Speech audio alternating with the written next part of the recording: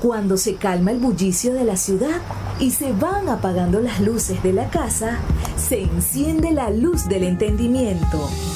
Desde este momento comienza Puerto de Libros, Librería Radiofónica, programa que contiene todos sus elementos tipo A.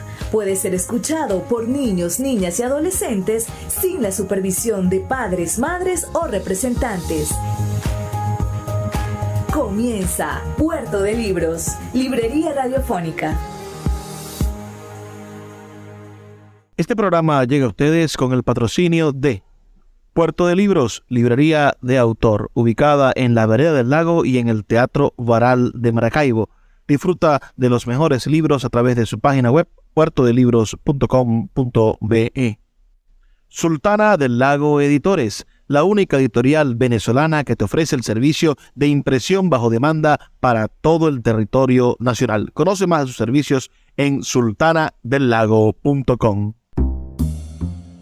Bienvenidos a Puerto de Libros, Librería Radiofónica. Les habla Luis Peroso Cervantes, quien de lunes a viernes, a través de la Red Nacional de Emisoras Radio Fe y Alegría, trae para ustedes este programa lleno de ideas, lleno de sueños, de expectativas, de expresiones artísticas, musicales, pero sobre todo lleno de libros. Porque son los libros los que nos van a permitir viajar por el mar de la imaginación y descubrir esas fronteras entre la realidad real, que creemos que es real, y la realidad que nosotros podemos construir. La noche de hoy estaremos escuchando la voz de uno de los escritores más importantes de España. Me refiero al gran Max Aub, quien nació en París un 2 de junio del año 1903 y falleció en Ciudad de México un 22 de julio del año 1972. Este fue un escritor español de origen francés y alemán. Tras la Guerra Civil Española, se exilió en México, país del que tomó la nacionalidad y en el que vivió hasta el día de su muerte.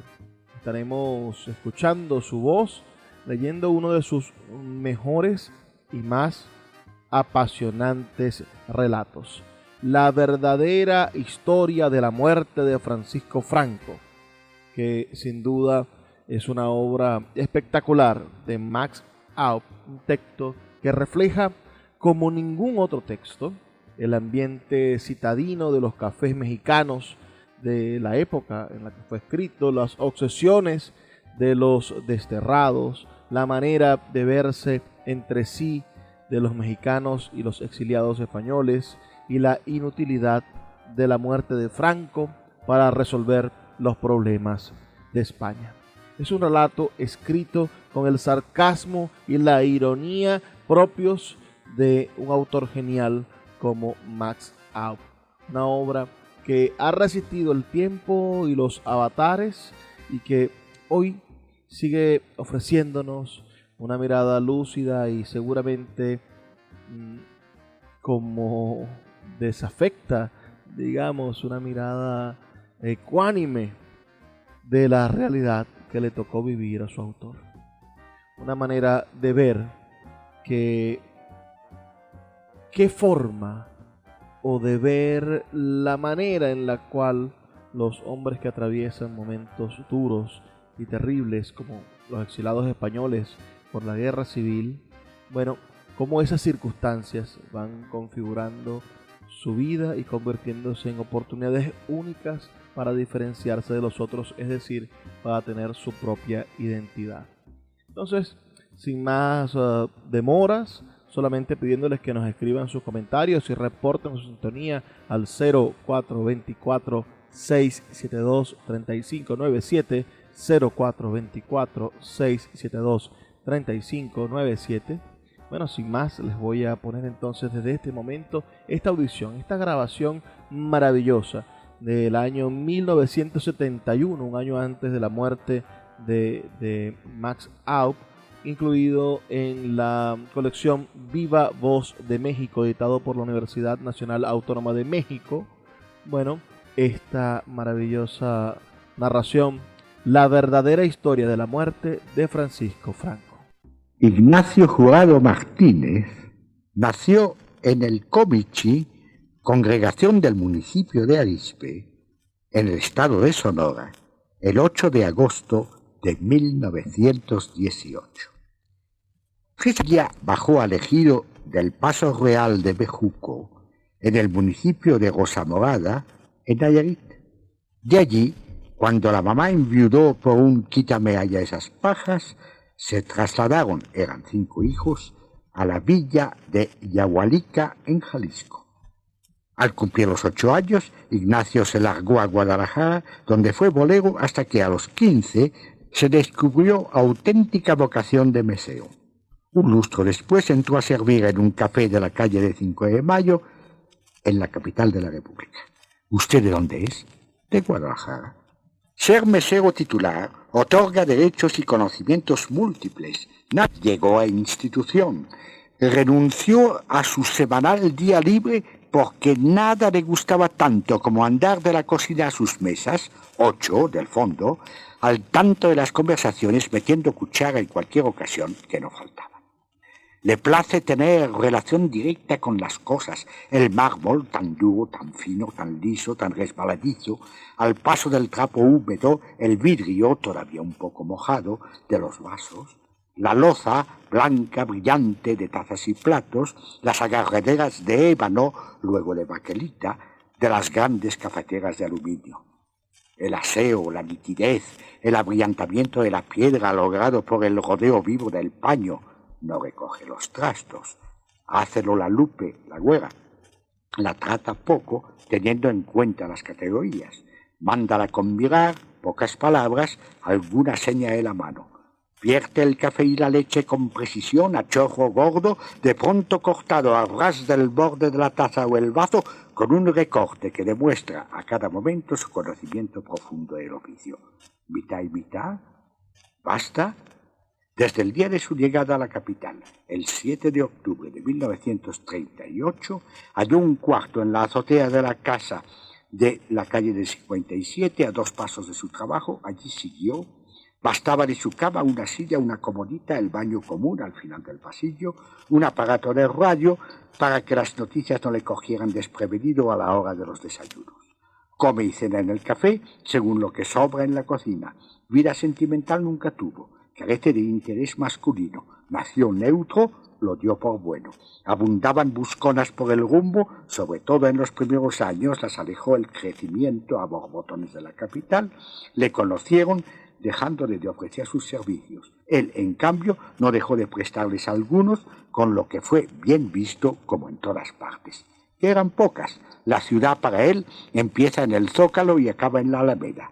La calle del 5 de Mayo, algo de las de Tacuba y Donceles, mojones impasibles a izquierda y derecha, la catedral, el Palacio de Bellas Artes, enfrente los ferrocarriles nacionales, la religión, el arte, el mundo, todo al alcance de la mano.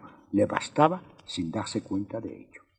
Pequeño, hirsuto, canicas de obsidiana a los ojos vivísimos, barba cerrada, magro, tirando a cobrizo, limpio a medias, los dientes muy blancos de por sí del no fumar. Se movía sin prisas, seguro de su importancia, de llevar a cabo sus funciones con perfección, lo cual era relativo. 2 express, 2 capuchinos, un tehuacán, una coca, un orange, un cuarto de leche, unos tibios 3 minutos, pan tostado, 2 jugos de naranja, sale, una limonada preparada, 2 cafés americanos. Telles renuncia la semana que viene. El 1 de septiembre, Casas será nombrado embajador en Honduras. Ruiz pasa a Economía. Desaforarán a Enríquez. Luis Che es el futuro gobernador de Coahuila. Cierto odio hacia los vendedores de billetes de la Lotería Nacional, que juzga institución inútil no teniendo necesidades económicas. Añádese la protección, un tanto prosopopeica, que otorga a los boleros por su pasado. Con los años y el oído se hizo una cultura. Su concepción del mundo es bastante clara, aceptable como está. Más constante la curiosidad por los problemas de sus parroquianos y los planteados por los mismos. Nada preguntón por oficio, seguro de que su clientela acaba revelando a la corta o a la larga a unos u otros la solución de sus casos si la hay. Existe, naturalmente, consumidores de paso sin interés, a menos que entren a dilucidar un problema y lo logren, lo cual se refleja en la propina. De por sí, el oído fino lo afinó, como sucede con todo, con el diario ejercicio. Las fuentes de su saber fueron variadas según las horas y el tiempo. Temprano desayunaban en la mesa de la esquina unos altos empleados de la compañía de luz y electricidad, comentando la actualidad puesta de relieve por los titulares de los diarios. Dejando aparte a don Medardo García, bilioso, que solo se preocupa de su salud, a menos que salte el tema de las inversiones extranjeras, su fuerte, y a don Gustavo Molina, frotándose siempre las manos, lector de algunas revistas norteamericanas, que pasa por listo, a pesar de los cuernos, apasionado por los chistes. Fijos eran en la mesa contigua dos libreros, don Pepe y don Chucho, que parecen hermanos sin serlo, dos funcionarios de los ferrocarriles, don Juan y don Blas, que solo se afeitan los miércoles, dos joyeros, don Antonio y don Sebastián, tan viejos, con aficiones a la política aduanera, al cine y a los toros. Dos jóvenes empleados de confianza de un banco gubernativo hablaban, con una regularidad digna de mejor causa, de lo ingurgitado la noche anterior y sus, para ellos, naturales consecuencias. Nacho tuvo así, a lo largo de 5 años, al cabo de los cuales, por cambio normal de presidente de la República, pasaron a ocuparse de los problemas nacionales de la pesca, conocimiento preciso de las casas de lenocinio de todas calañas, lo cual le dio autoridad hasta en ese tema que no le atañía. Juntábanse a la misma hora, en las otras mesas, 3 masones, dependientes de la Secretaría de Comunicaciones, comentando tenidas y los avatares escondidos de la política nacional. El sonorense se dio pronto cuenta de que no se debían tomar muy en serio sus constantes vaticinios de cambios en los equipos burocráticos y ministeriales. Escuchas Puerto de Libros con el poeta Luis Peroso Cervantes. Síguenos en Twitter e Instagram como @Librería Radio. Puerto de Libros, librería de autor. 7 años siendo la librería virtual más grande de Venezuela, con 2 sedes físicas, una en el Teatro Baral de Maracaibo y otra en la Vereda del Lago. Es un centro cultural dedicado al libro, proyecciones de cine gratuitas, talleres literarios, formación de nuevos escritores, talleres de teatro y de música, todo en un espacio dedicado al mundo de los libros y del conocimiento. Síguenos en nuestras redes sociales @Puerto de Libros y compra todos nuestros libros en la página web www.puertodelibros.com.be. Puerto de Libros, la librería que estás buscando. El poeta Luis Peroso Cervantes le acompaña en Puerto de Libros, librería radiofónica, por Radio Fe y Alegría, con todas las voces.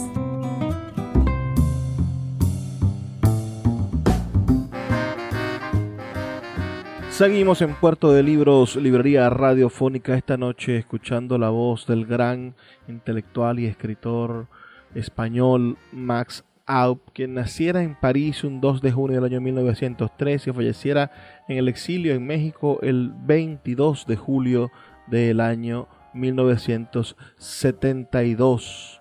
Nació en la capital francesa. Su padre, Frédéric Aub, era de origen alemán, nacido en Baviera, y su madre, Susana Moerwich, francesa de origen judío-alemán, proveniente de una familia de hombres de leyes. Frédéric, su padre, rompió con la tradición en el año 1898, ya viajaba por Europa y España como representante comercial. Tenía don de gente, se hablaba bien el español. En Sevilla trabajó en la Casa Alaska y tras su quiebra se estableció por cuenta propia como vendedor de bisutería fina para caballeros. Sus frecuentes viajes hicieron su figura casi siempre ausente. Esa es un poco la vida, cómo lo marcó la vida a Max Aub, quien además vivió el duro exilio, ya que en enero del año 1939 se exilió en Francia y se instaló en París, donde ultimó el rodaje de Sierra de Turel y comenzó la redacción de Campos Cerrados, otro de sus libros.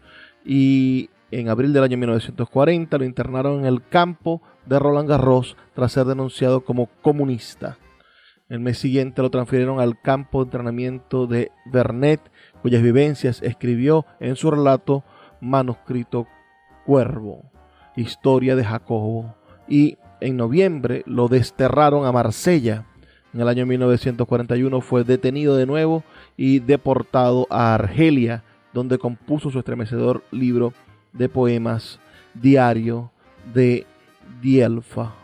En el año 1942 abandonó el campo de Dielfa y se dirigió a Casablanca para embarcarse el 10 de septiembre de ese año 42 en el Serpa Pinto rumbo a Veracruz, en México, país en el que se naturalizó y habitó hasta su muerte. Estamos escuchando uno de sus relatos más famosos, La verdadera historia de la muerte de Francisco Franco, en la voz, por supuesto, de su autor, Max Aub. Por favor, sus comentarios al 0424-672-3597, 0424-672-3597, o en nuestras redes sociales, @Librería Radio, en Twitter y en Instagram. Sigamos escuchando la voz de este genio literario español del siglo XX. En las horas semivacías que siguen, aparecen forasteros. Se encuentran amigos que se ven de tarde en tarde. Cuéntanse sus peripecias, el nacimiento del último hijo, el cambio de chamba, la perspectiva de un negocio, como les fue en un viaje reciente.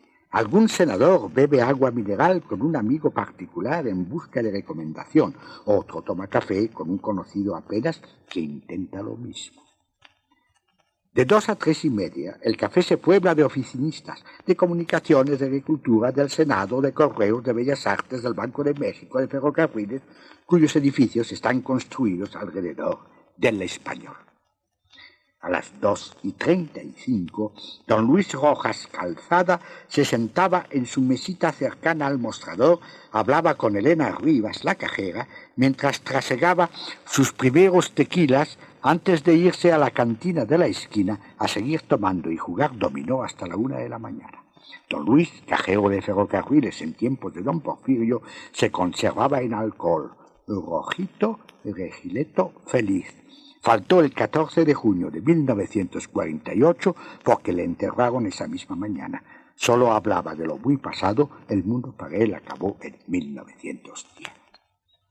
Pegado a la calle, en la mesa que por la mañana ocupaban los de la Compañía de Luz, se reúnen antes de comer en un restaurante de las calles de Brasil, Celerino Pujadas, Nemesio Santos, Mauricio González y Norberto Moreno.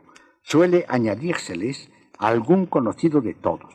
Para ellos no hay más universo que el que forjaron en la década de los 20, Carranza, Obregón y Calles. Discuten y añoran tranquilamente aportando datos, todos guardan, a su decir, documentos inéditos que causarán gran revuelo. Cuando Mairena, cuando el general González, cuando el coronel Martínez, cuando Lucio, cuando Villa, que fue Villano, no hermano, perdóname, fue Cárdenas en 1929.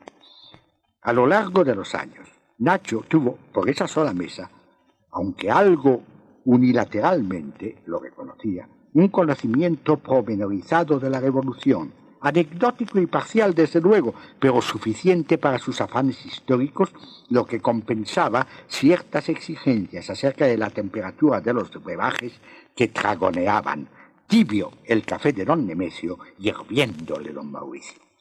Cuando se retiran los revolucionarios, empiezan a llegar los intelectuales que ocupan durante 3 horas, de 3:30 a 6 y pico, las 3 mesas del centro. Los revueltas, Jorge Cuesta, Javier Villaurrutia, Octavio Barrueda, Luis Cardoza y Aragón, Lolito Montemayor, José y Celestino Gorostiza, Rodolfo Usigli, Manuel Rodríguez Lozano, Lola Álvarez Bravo, Lupe Marín, Chucho Guerrero Galván, Siqueiros, a veces Diego Rivera. Hablan de literatura, de la guerra española, de arte, unos de otros, mal por lo común, de teatro, de política, de viajes, de las noticias de los ausentes. Comentan las revistas propias y ajenas. De cine. La noche en México no es propicia para el café, sí para el amor. Entran y salen mujeres al acecho, cinturitas, jotos, algunos empleados cansados, varios provincianos haciendo recuerdo de lo hecho y por hacer, antes de recogerse en los hoteles cercanos. 2 o 3 burócratas en mal de horas extraordinarias. Las meretrices callejoneras le tienen al corriente de los chismes de unas y otras, cuidadosas de callar, como no sea de bulto, los azares de su profesión. A las 9:30 se bajan las cortinas de fierro. A las 10, tras mojar 2 panes de dulce en su café con leche, a dormir despaciosamente. Todo cambió a mediados de 1939. Llegaron los refugiados españoles. Varió ante todo el tono. En general, antes nadie alzaba la voz y la paciencia del cliente estaba a la medida del ritmo del servicio. Los refugiados que llenan el café de la mañana a la noche, sin otro que hacer visible, atruenan, palmadas violentas para llamar al camarero. Oigas estentóreos, protestas, gritos desaforados, inacabables discusiones en altavoz, reniegos, palabras inimaginables públicamente para oídos vernáculos. Nacho, de buenas a primeras, pensó regresar a Guadalajara. Pudo más su afición al oficio, la cercanía de su alojamiento, la comodidad. El aprecio del patrón, feliz con el aumento consumicionero que le permitió traspasar provechosamente el establecimiento a los 3 años. El hondo resquemor del inesperado y furioso cambio no desapareció nunca. Sufrió el éxodo ajeno como un ejército de ocupación. Los recién llegados no podían suponer, en su absoluta ignorancia americana, el caudal de odio hacia los españoles que surgió de la tierra durante las guerras de independencia, la Reforma y la Revolución, amasado lo mismo con los beneficios que con las depredaciones. Y alcanzarían a comprenderlo en su cerrazón nacionalista con el orgullo que les produjo la obra hispana que descubrieron como beneficio de inventario ajeno, de pronto propio. Jamás las iglesias produjeron tanta jactancia y más en cabezas, en su mayor número, anticlericales. Los primeros años, la prensa más leída, partidaria de Franco, les solía llenar de lodo, mientras los revolucionarios en el poder, antihispanistas por definición, les acogían con simpatía política. Los opositores, carcas y gachupines, los vieron con buenos ojos por españoles, repudiándolos por revolucionarios. Un lío. Para Ignacio la cosa resultó más fácil. Los despreciaba por vocingleos. A los 2 meses supo de la guerra española como el que más. Hasta ese momento, las tertulias habían sido por oficios u oficinas, sin hostilidad de mesa a mesa. Los españoles, como de costumbre, decía don Medrardo, lo revolvieron todo con sus partidos y sus subdivisiones sutiles que sólo el tiempo se encargó de aclarar en la mente nada obtusa para estos matices del mesero sonorense. Por ejemplo, de cómo un socialista partidario de Negrín no podía hablar sino mal de otro socialista si era largocaballerista o de Prieto, ni dirigirle la palabra a menos que fuesen de la misma provincia. De cómo un anarquista de cierta fracción podía tomar café con un federal, pero no con un anarquista de otro grupo, y jamás, desde luego, con un socialista, fuera partidario de quien fuera, de la región que fuese. El haber servido en un mismo cuerpo de ejército era ocasión de amistad, o lo contrario.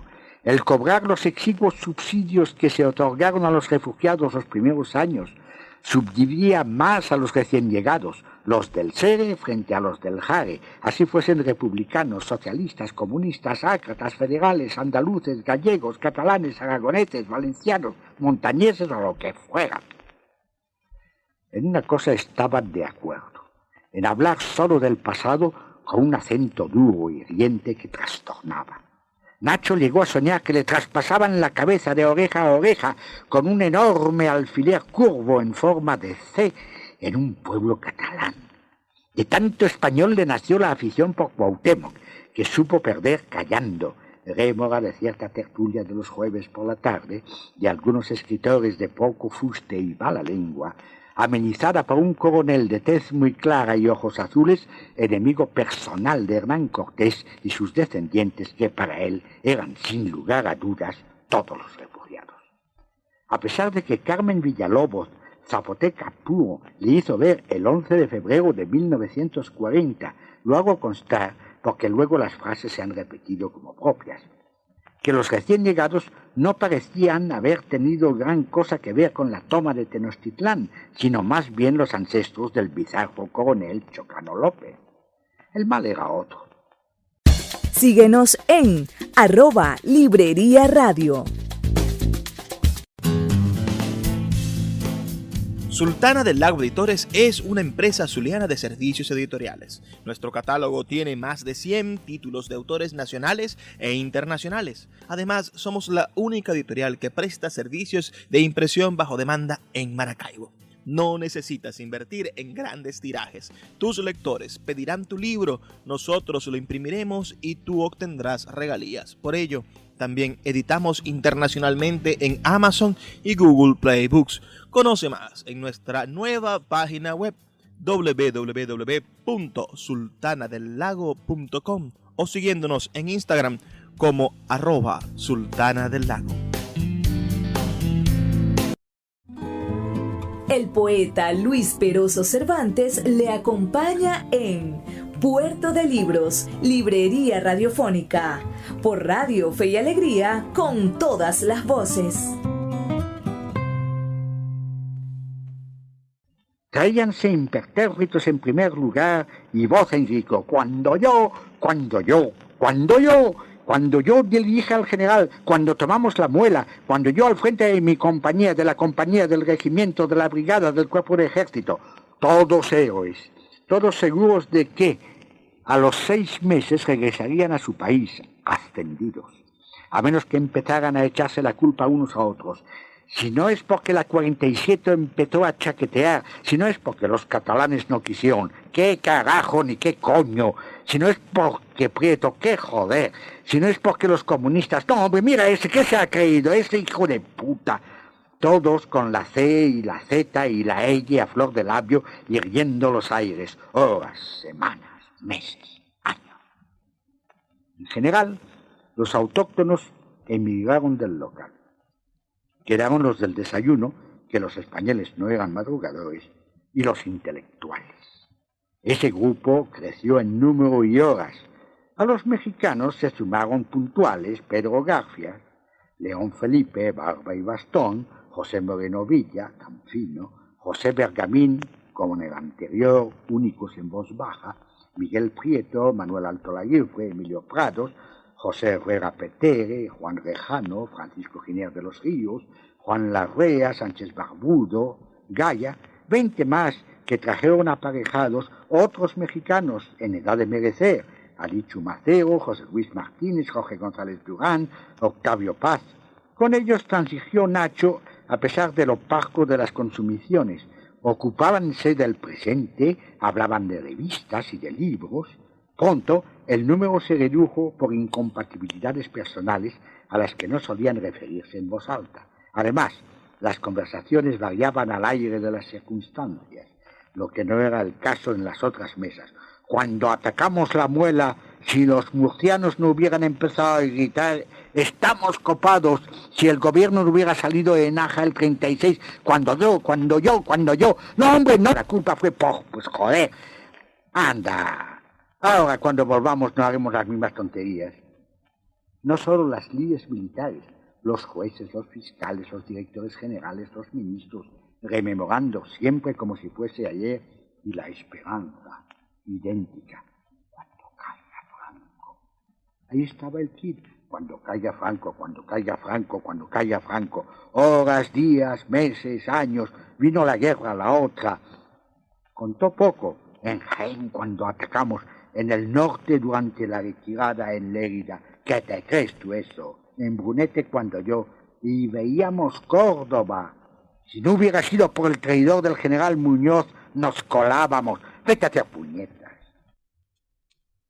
En 1945 todo parecía arreglado.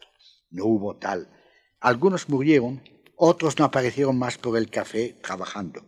Llegaron más, de Santo Domingo, de Cuba, de Venezuela, de Guatemala, según los vaivenes de la política caribeña. Lo único que no variaba era el tema ni el tono de las discusiones. Cuando caiga Franco, aquello no puede durar. Tiene que ser, tiene que caer. Ya leíste que es cuestión de días, de semanas, de meses, a lo sumo. Los que dudaban acababan callando apabullados. El ruido, las palmadas indicadoras de una inexistente superioridad de mal gusto, la algarabía, la varaunda, la estridencia de las consonantes, las palabrotas, la altisonancia heridora, días, semanas, meses, años, iguales a sí mismos, al parecer sin remedio.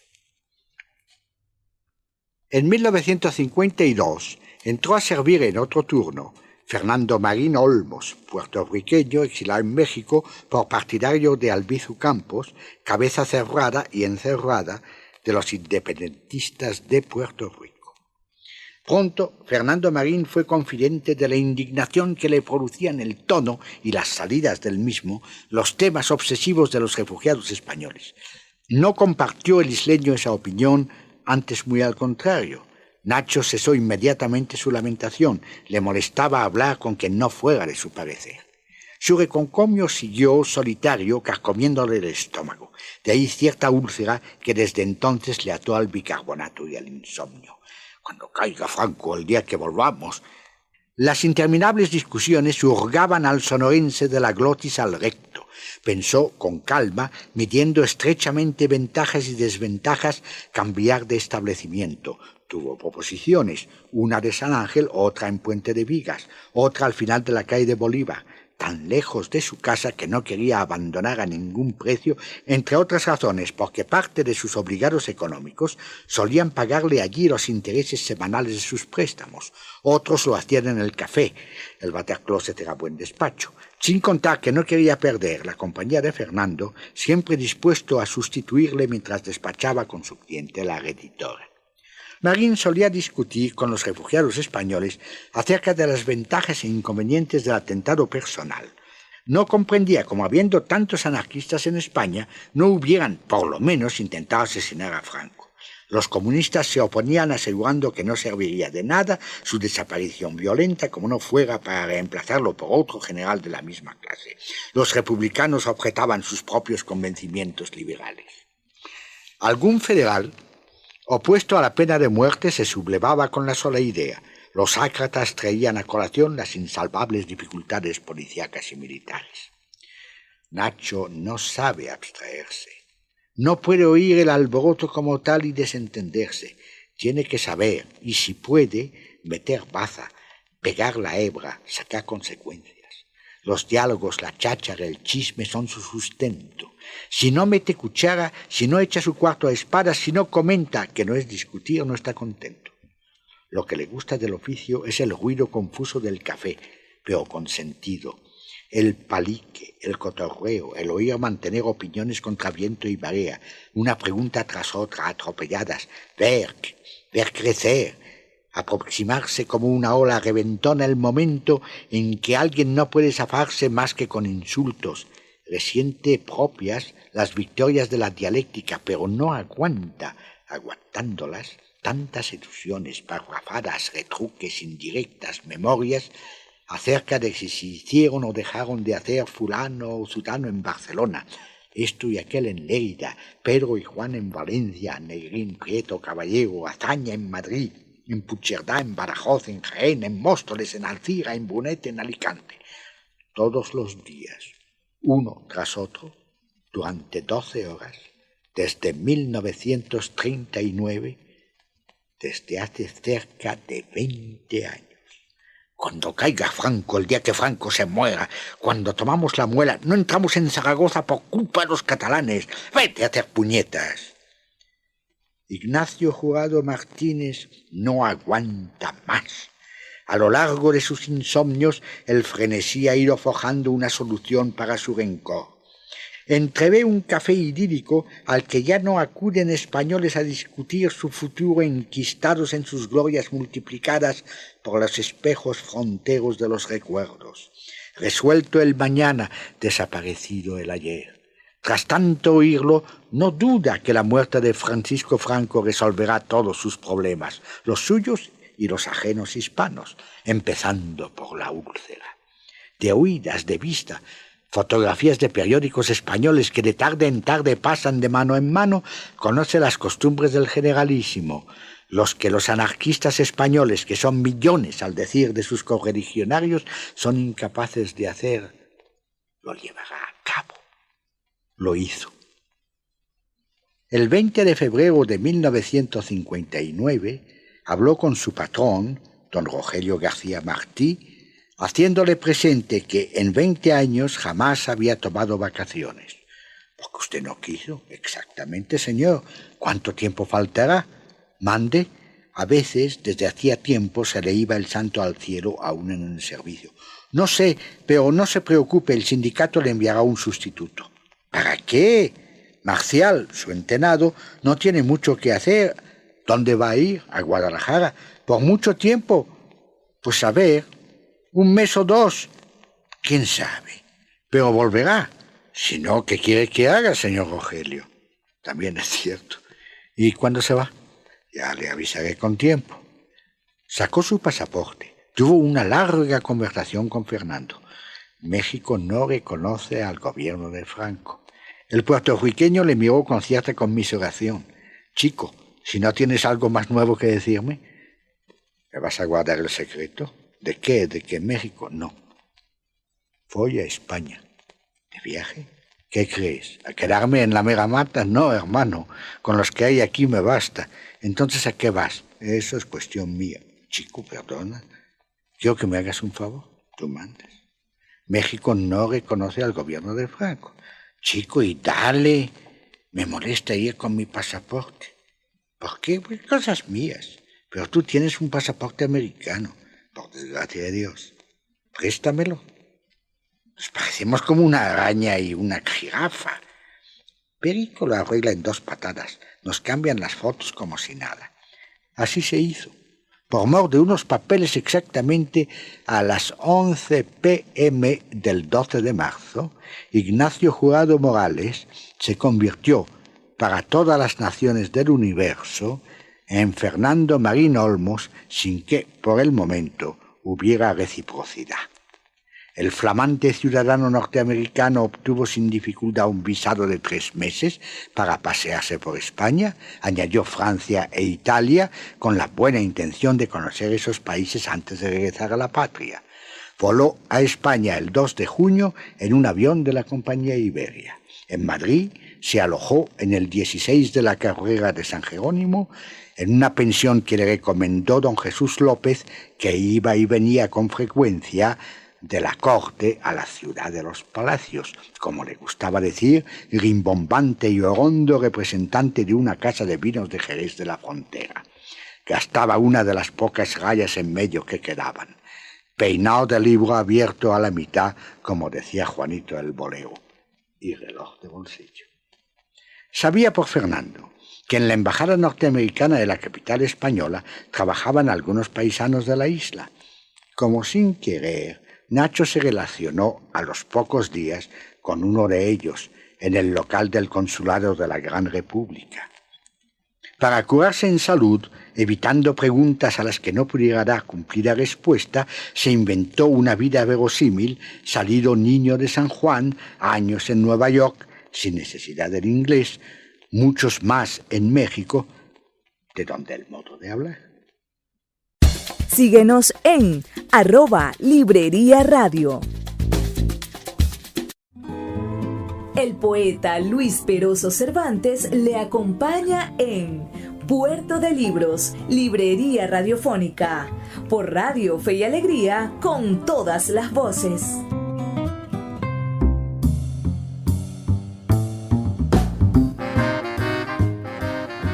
Seguimos en Puerto de Libros, Librería Radiofónica. Esta noche estamos escuchando nada más y nada menos que la voz del gran escritor Max Aubs, quien escribiera este interesantísimo e irónico relato, La verdadera historia de la muerte de Francisco Franco, y que lo lee gracias a esta maravillosa colección de la Universidad Nacional Autónoma de México, la colección Viva Voz de México. Esto fue grabado en el año 1971.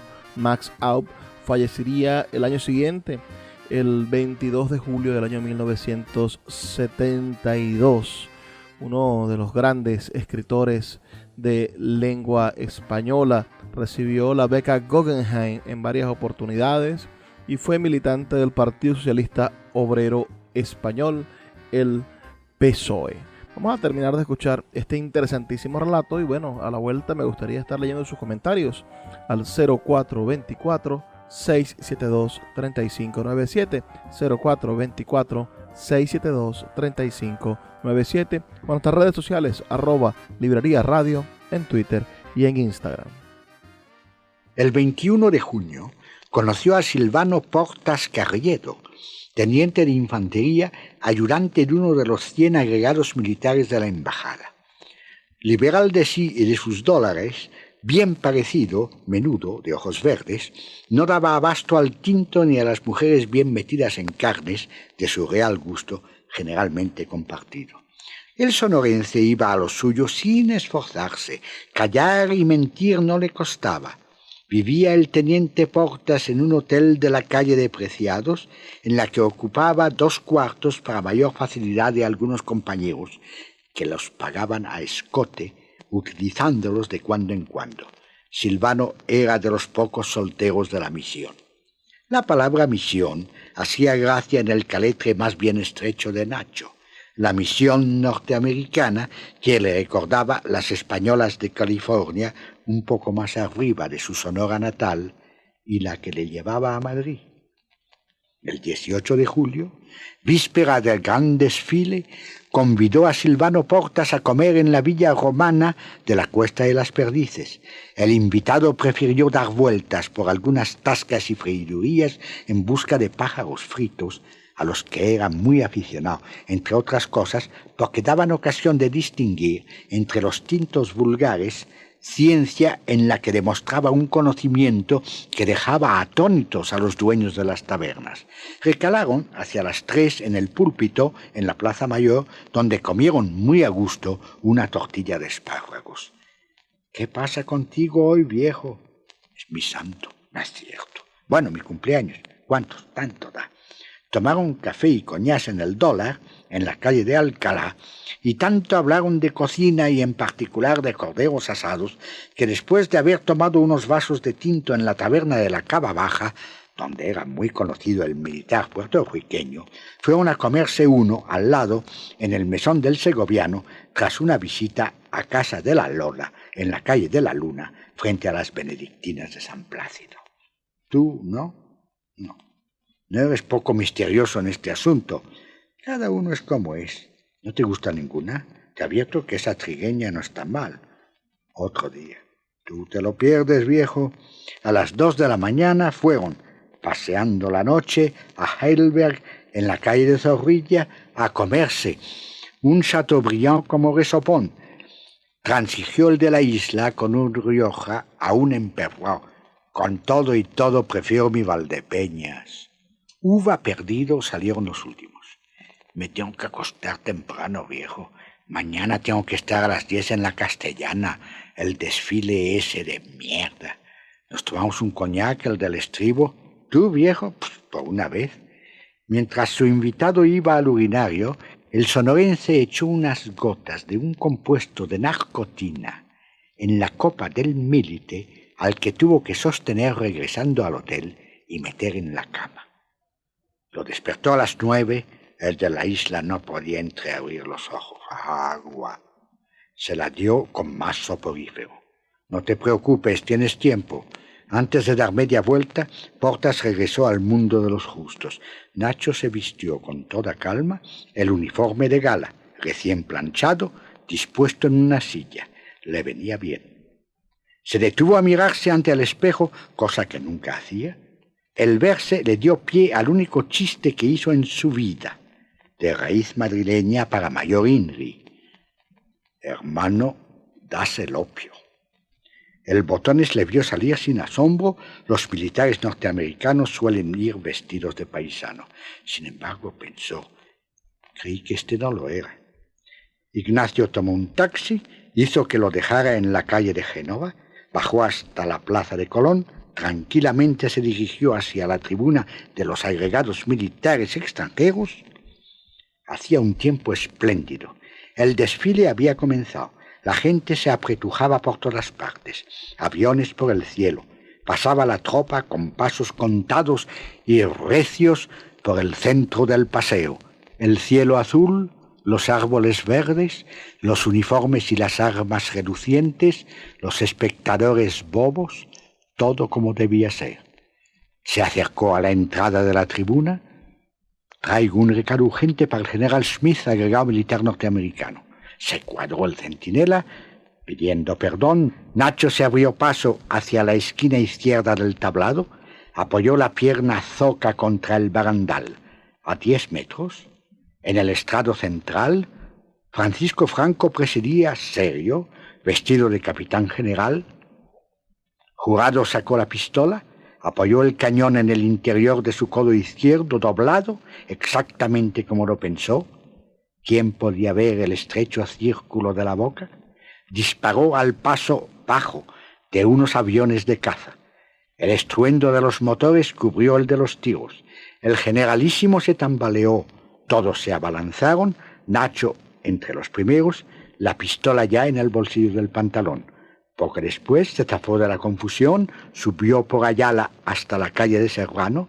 Frente a la Embajada de la República Dominicana alcanzó un taxi. ¿Y acabó?, preguntó el chofer interesado. Sí, se referían a cosas distintas. ¿A dónde vamos? A la Puerta del Sol. No se puede pasar. Pues dé el rodeo que sea. A sus órdenes, mi general. Silvano Portas, como era de esperar, seguía dormido. Nacho tuvo tiempo de limpiar y engrasar la pistola. A los 10 días, tras 2 días pasados en Barcelona, asombrado de tanto catalán, pasó a Francia. Estuvo un día en Génova, otro en Florencia, 3 en Roma, 2 en Venecia, según el itinerario establecido por la Agencia Hispanoamericana de Turismo de la Plaza de España. Llegó a París el 7 de agosto. A su asombro, le sobraba dinero. El suficiente para quedarse un mes más en Europa. Pensando en dejar boquiabierto a Fernando Marín, se pagó un tour por Bélgica, Holanda, Dinamarca y Alemania. Desembarcó en Veracruz el 13 de septiembre del Covadonga, que había tomado en Vigo. Dejó pasar las fiestas patrias y se presentó a trabajar el 17, muy quitado de la pena. Don Rogelio, el patrón, le acogió con el mayor beneplácito. «Llega ahora, ¿y cómo le fue? Bien. ¿Cuándo entra a trabajar? Ahora mismo, si le parece. Perfecto. Ya podía haber enviado alguna postal». Acudía presuroso Fernando Marín. «¿Te cogió allá el bochinche?» «No, estaba en Dinamarca». «Chico, vaya viaje. ¿Y tú, mucho trabajo?» «¿O quieras saber qué pasa?» Lo supo enseguida. Allí estaban los de siempre, menos don Juan Ceballos y don Pedro Torner muertos. Todos los refugiados, discutiendo lo mismo. Cuando yo... Cállate la boca. Cuando yo mandaba, cuando tomamos la muela, cuando yo al frente de la compía, ¿qué coño ibas tú? Más 100 refugiados de los otros, recién llegados. Cuando yo, al carajo, ¿eras de la Falange o no? Cuando entramos en Bilbao, allí estaba yo. ¿Qué joder, ni qué joder? Ignacio Jurado Martínez se hizo pequeño, hasta que un día no se le vio más. Le conocí más tarde, ya muy viejo, duro de oído en Guadalajara. Hecho una ruina. Ya se va. Cuando de veras se quiere hablar de cosas que interesan, siempre se queda uno solo. De verdad, solo se habla con uno mismo. Y eso que soy muy aguantador. Me ha costado mucho darme cuenta de que el mundo no está bien hecho. Los hombres a lo más se dividen en melolengos, nangos, guarines, guatos, guajes, guajolotes, mensos y babosos. Cuestión de matices. Como el café con leche. ¿O cree que el café con leche ha vuelto idiota a la humanidad? Al día siguiente, en su puesto de tacos y tortas, me contó la verdad. Guadalajara amarilla y lila, tan buena de tomar, tan dulce de comer.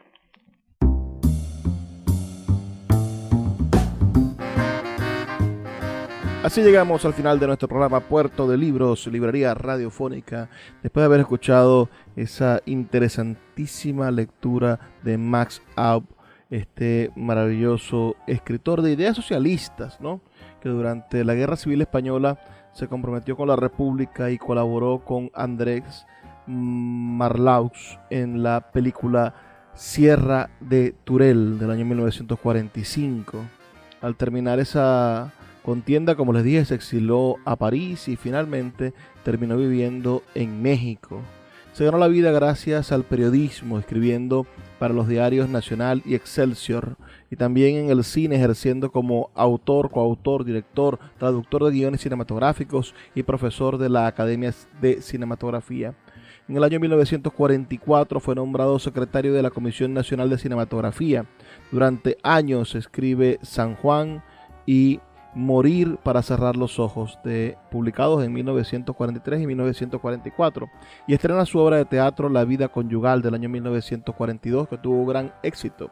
Desde mediados de los años 50 viaja por Estados Unidos y Europa, pero sin poder entrar en España, desarrollando activamente en esos años su actividad literaria, su oficio de escritor, pero también el periodismo y el cine. En el año 1969 por fin se le permite entrar en España y recupera parte de su biblioteca personal que estaba en la Universidad de Valencia.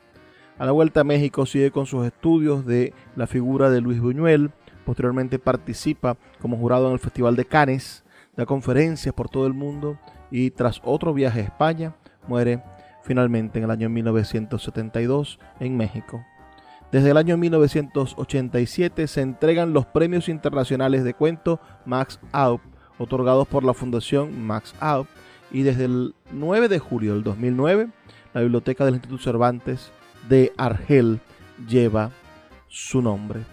Y esta fue, la verdadera historia, ¿no?, de la muerte del general Francisco Franco, o de Francisco Franco, no le coloca el general, grabada en el año 1971 por su autor y editado, por supuesto, por la Universidad Nacional Autónoma de México en su colección Viva Voz de México, número 39, el disco número 39. Sus comentarios son muy importantes para mí. Déjenlos a nuestro número de teléfono al 0424-672-3597, 0424-672-3597, diciéndonos de qué parte del país nos escuchan.